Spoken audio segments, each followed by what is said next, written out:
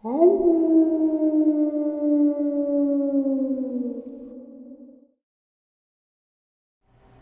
greetings and salutations, everyone. I hope everyone is doing well today, and welcome back to tonight's second half. Before we get into it, a couple links. As you know, I rely on Patreon, PayPal, and my merch to help the channel to continue to grow and go. The links to Patreon and PayPal are in the description below. My merch is displayed directly under the video. Also, Dogman Frightening Encounters, Volume 1, 2, and 3, the audiobook versions. They were written and researched by Tom Lyons, narrated and produced by me, Jeffrey Nadolny. Those audiobooks are available on Audible, Amazon, and iTunes, the links to which are also in the description as well. And last but definitely not least, if you'd really like to help support this channel to continue to grow and go, simply subscribe, click the like button, and please leave a comment. It really does help, and guys, it really does matter. And now, everyone, I have taken far too much of your time. Let's get on with tonight's second half. Shall we? Today's first experience. This may seem unbelievable to some people, but it is 100% true. It is burned into my memory and I will never forget it, even the smallest details. I present it to you exactly as it happened to me. I grew up in the high deserts and mountains of southeast Idaho. Most of my life has been spent outdoors, whether I was on the back of a horse pushing cattle for local ranchers or hunting elk, or on foot hunting rabbit and deer through the sagebrush. I was given my first .22 rifle at the age of 9 years old and spent every minute I could out in the lava flows hunting rabbit, rock chucks, and sage hens. I remember several times that my mom and dad would drop me and my best friend off somewhere along the lavas and pick us up at the same spot 3 or 4 days later, after many miles of exploring and living off the land. All we would take is some water, shells, and a knife. When I got older, I had my own vehicles. My trips got longer and further into the desert. As I write this out, I can still smell the sagebrush and feel the desert sun on my face. Suffice to say, I love that Idaho desert more than any place on earth.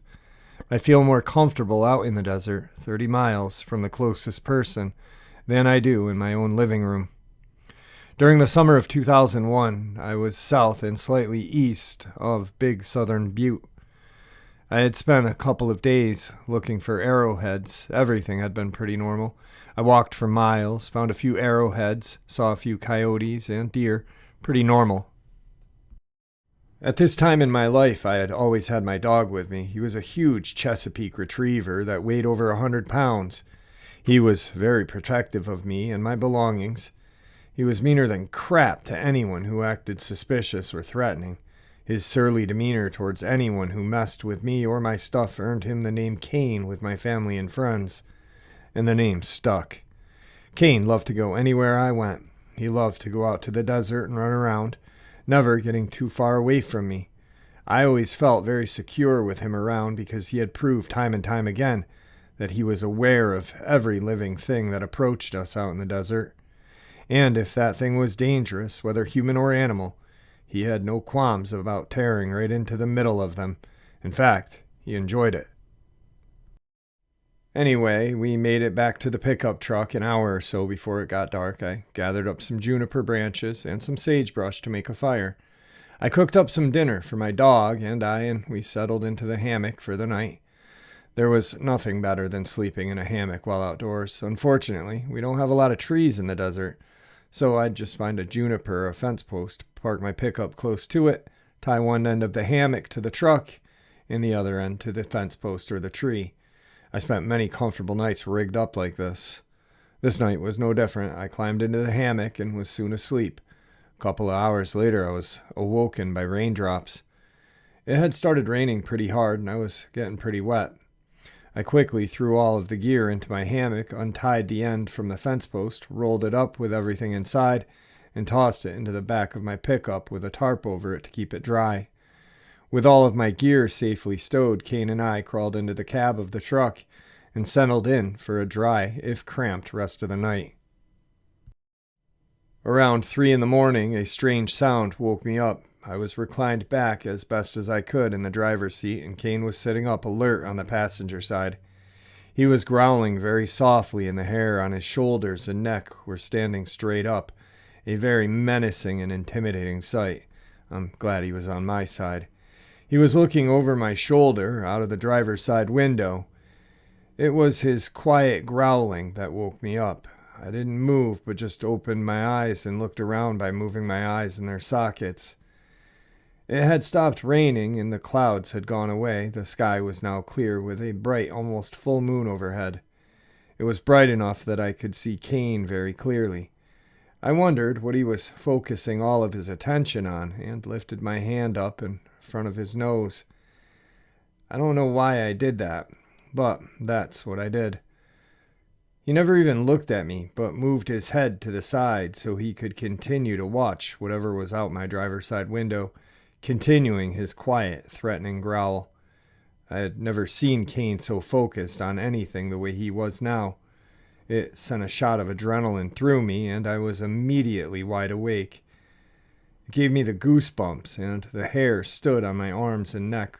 I was scared to turn my head and look out my window. I wasn't sure that I wanted to see what was outside. I summoned the courage and slowly turned my head to the left to look out of my window. Maybe 50 yards away, slightly behind the truck and slowly working its way closer towards me, was a large dark figure. In the bright moonlight, I could see that this thing was covered in long, coarse fur.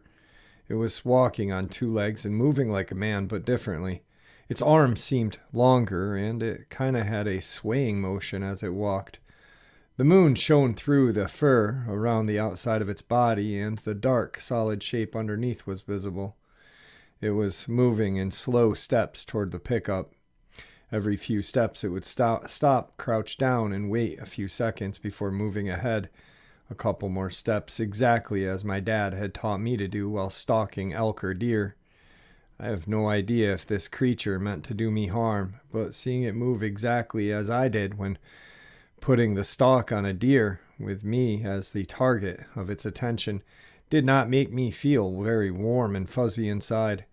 My mind was on overdrive. Imagine my reality of what exists and doesn't exist in this world was suddenly and without much fanfare turned upside down. At the same time, for the first time in my life, it would happen many more times in the near future in a crappy place called Iraq. Genetically inherited, but deeply buried. Alarm bells were screaming inside of my head.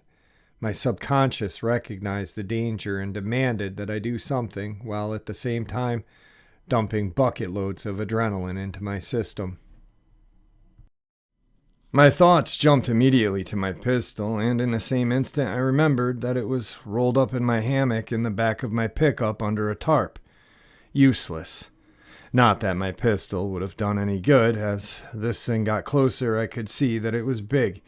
Probably 7 or 8 feet tall and definitely solid.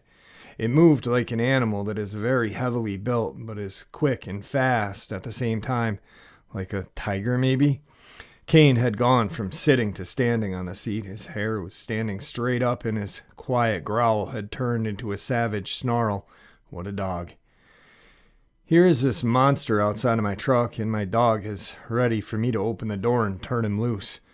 My mind quickly switched from fight mode to flight mode. My keys were in the ignition.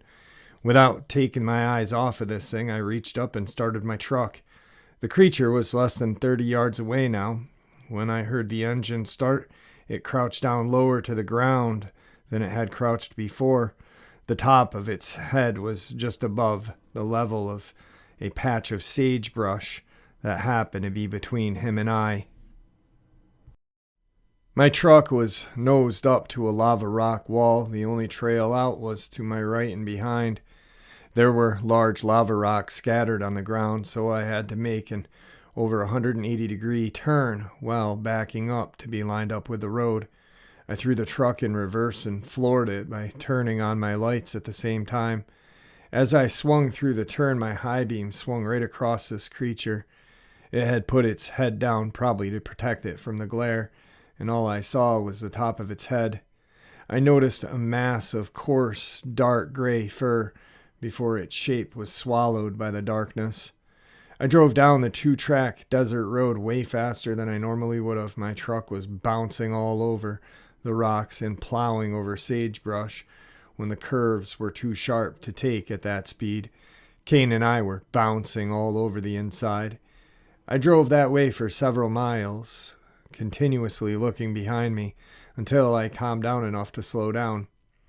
I drove out to the main road and stopped to mentally go over what I had just seen, but stopping out there in the dark was way too much.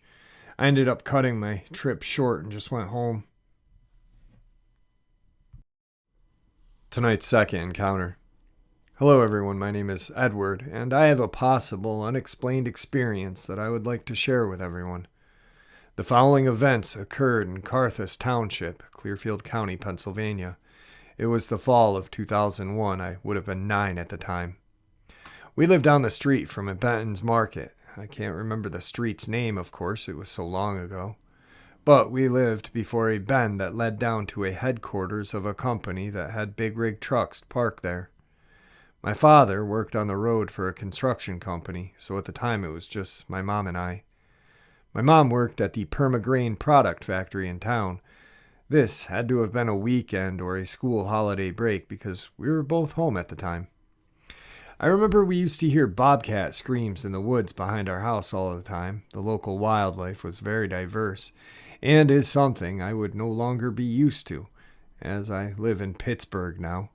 Anyway, there was a wooded area close by, if not everywhere. We even had witnessed 2 bear in our time staying there.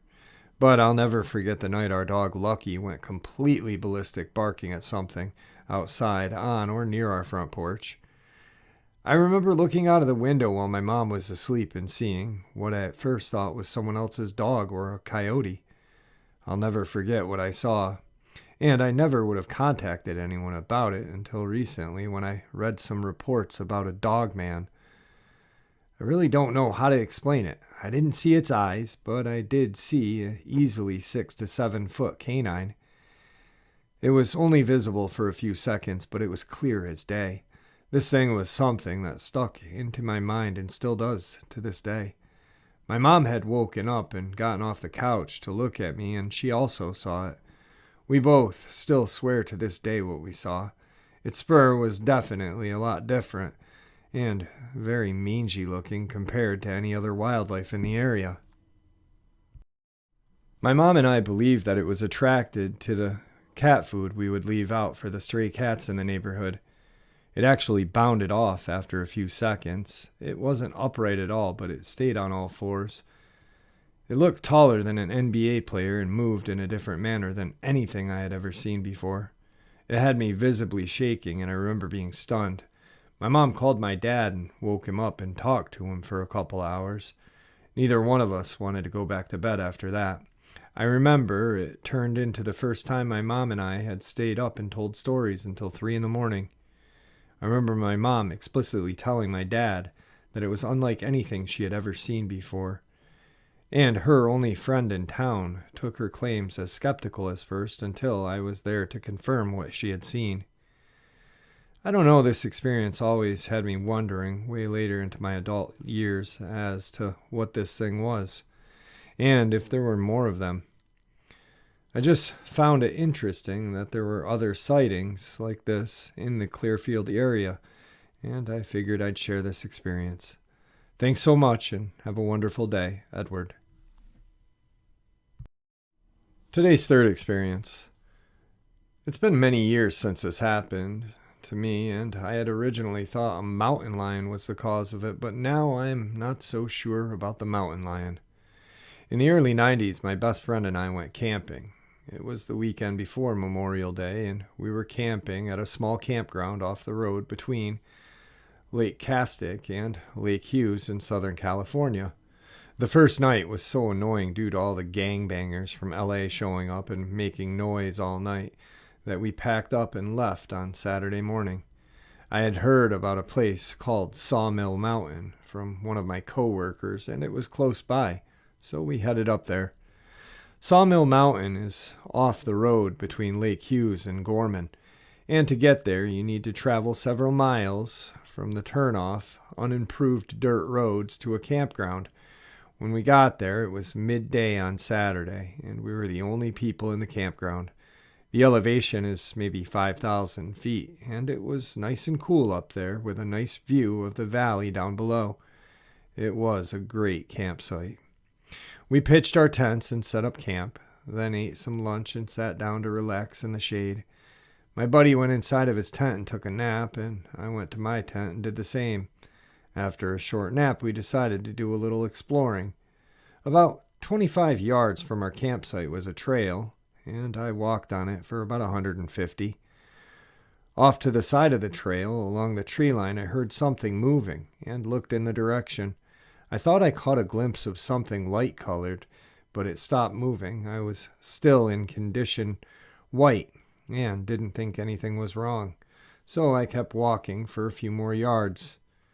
I was noticing that the wild flowers were blooming everywhere, enjoying the views, when all of a sudden I began to think of the movie Predator, where that monster could see people, but they couldn't see it. Then I noticed that everything had gone absolutely quiet. No insects, no birds chirping, nothing. I did a 360-degree turn and didn't see anything. I guess maybe the sudden silence had triggered some primordial fight-or-flight response in me that made me think of that movie. Anyway, I was armed at the time with a Smith & Wesson 10mm, and I made sure that I had my hand on it. The gun gave me absolutely no comfort whatsoever. The feeling of dread and despair was so immense that I felt panic. I felt frozen in place for a few minutes. Then that little voice in the back of my head kicked in and said, "Get out now." I didn't run because all I could think about was a mountain lion, and running would make it chase me. I couldn't see what it was watching or stalking me, and you couldn't shoot what you can't see. I started calling out to my buddy as loud as I could and walked quickly back to camp. Even after I got back there, I still felt pretty freaked out. My buddy was there drinking a beer, and I told him what just happened. "While you were napping in your tent, I did the same thing," he said. "I felt the same way you did. I've never felt a feeling of dread like that before, and haven't since. It was so powerful, it was crippling. The rest of the weekend was uneventful. Some a-hole in a Subaru Brat came up and drove around the campground like he was in the Baja 500 around sundown, but nothing else happened. It was a great place to camp, but neither of us went anywhere alone. We'd been back several more times for campouts with larger groups of friends, and nothing odd has happened. Then one campout with the same buddy a couple years later, something did happen. Once again, we're the only two up there. I think we had played hooky from work to go up midweek. Anyway, we had a campfire going and had just polished off a couple of thick ribeyes. I believe it was summertime. I was telling my buddy what a big wall of flame a 10mm would produce, and he said, "Let's see." So I shot off the mag.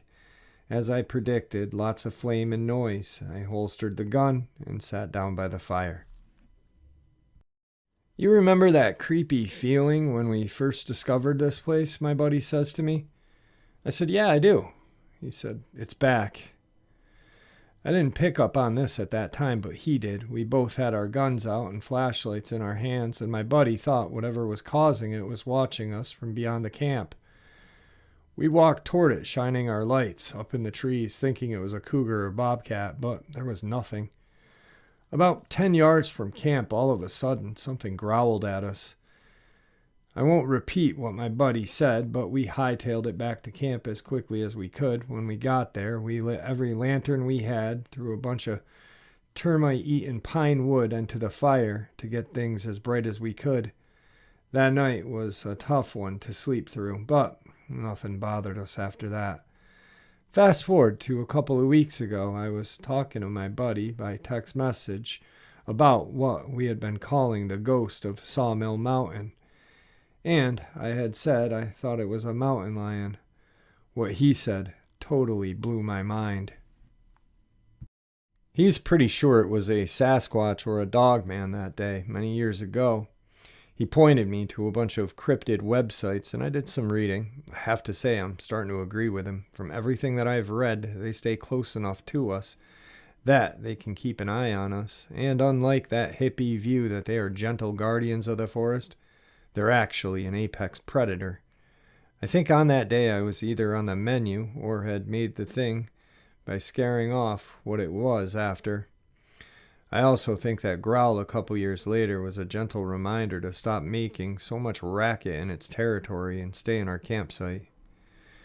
Also, I found out that the Pacific Crest Trail that runs from Mexico to Canada through Cali, Oregon, and Washington cuts right through Sawmill Mountain. And the websites that track cryptid sightings have had a few in that general area. I live in Arizona now, but I'd like to go back there someday and look for some evidence. Tonight's fourth experience. Back in late June of 2021, my sister and I were driving from Utah into Arizona as I was moving to Phoenix.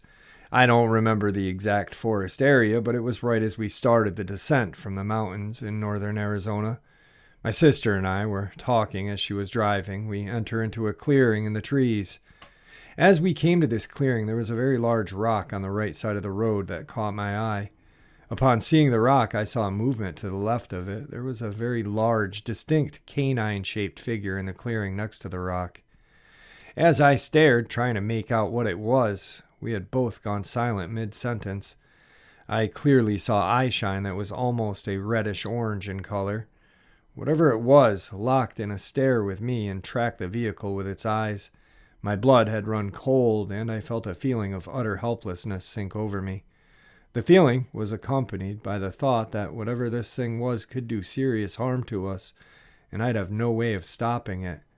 The creature only stood and stared at us as we passed. When the initial shock wore off a couple minutes later, I quickly asked my sister if she had seen anything. Her voice was shaky as she confirmed exactly what I had seen, a very large canine-like creature staring directly at us as we passed through that clearing.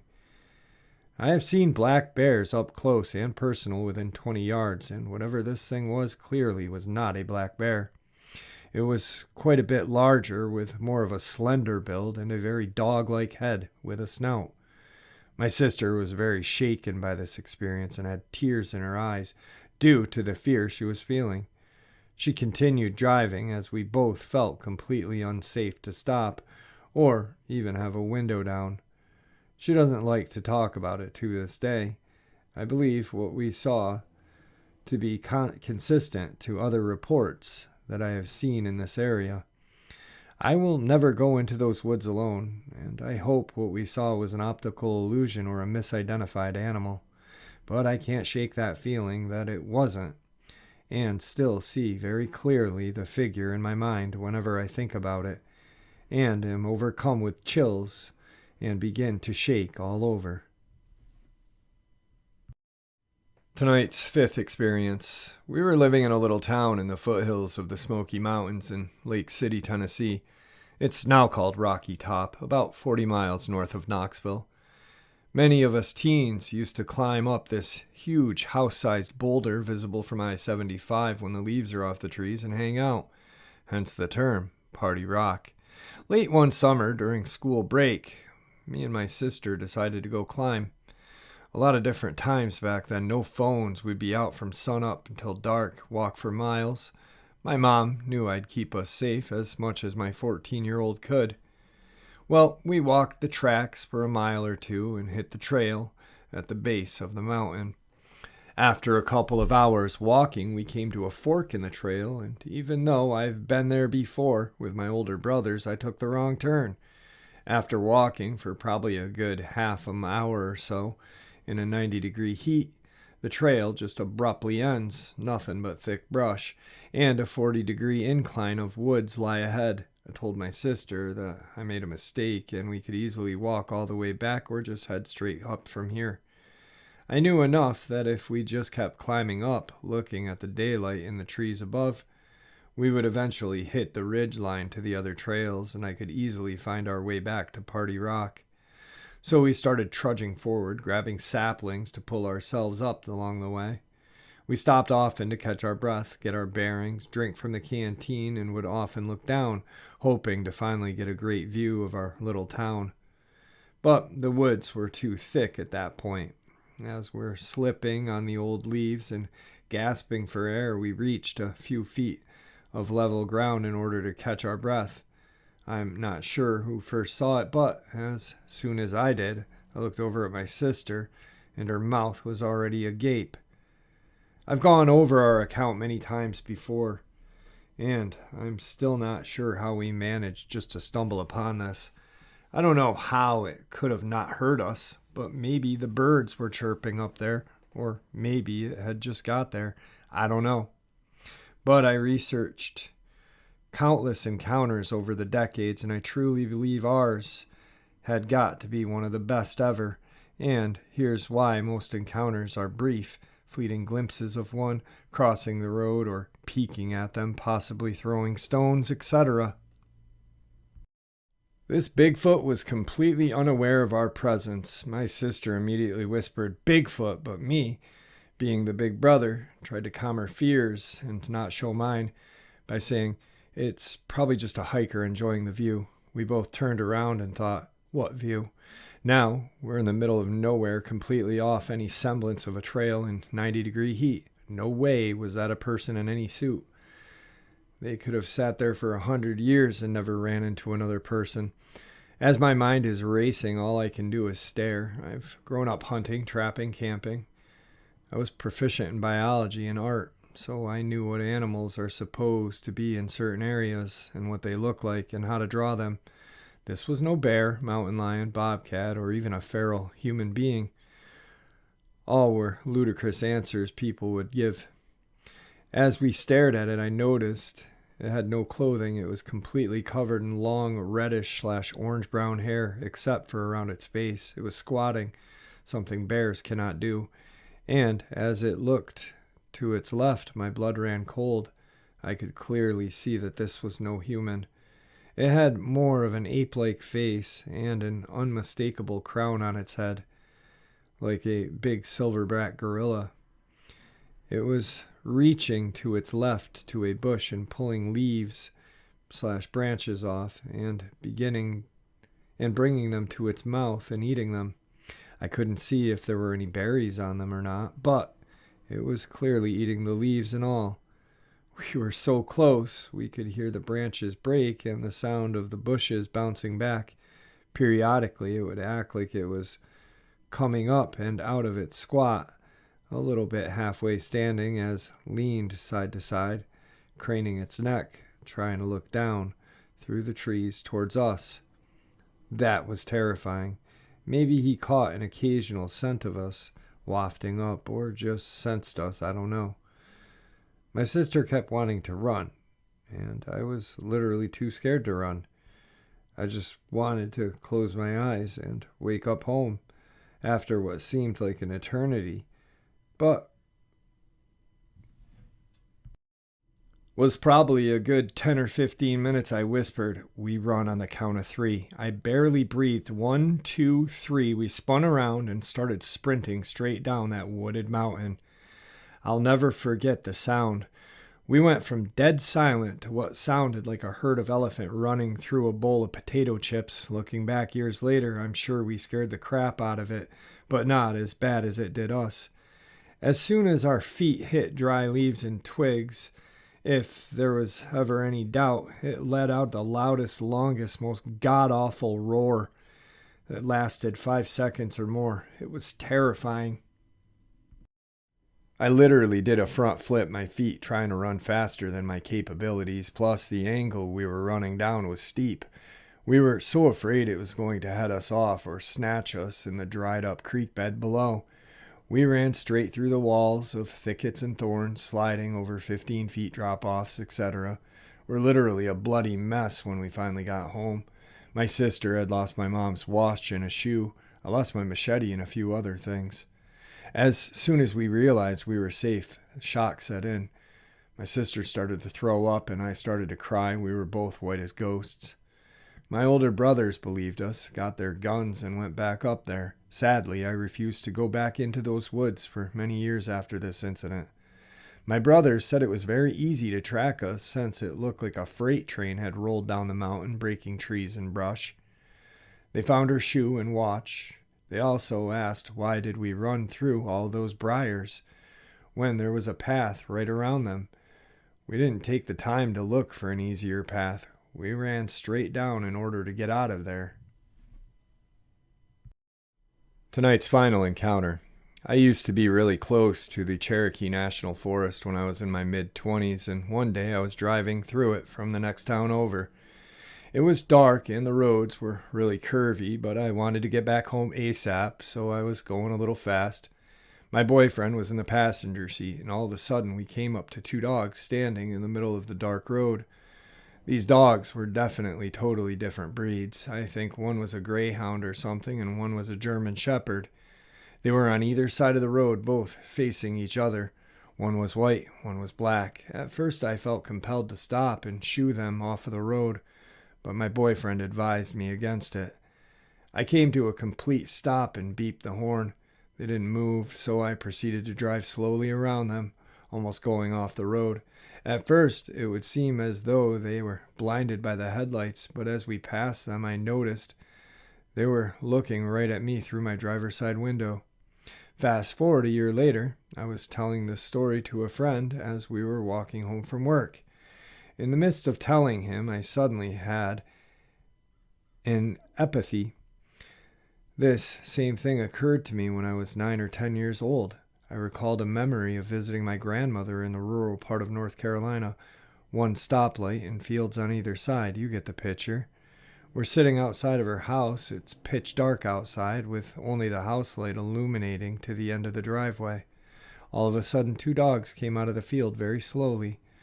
One was a bulldog, and one was almost a wolf dog looking thing. One white, one black. They crept up to the edge of the concrete, staring intently. I wanted to go and pet them, but my grandmother said no and told me to stay very still. They left after a few moments.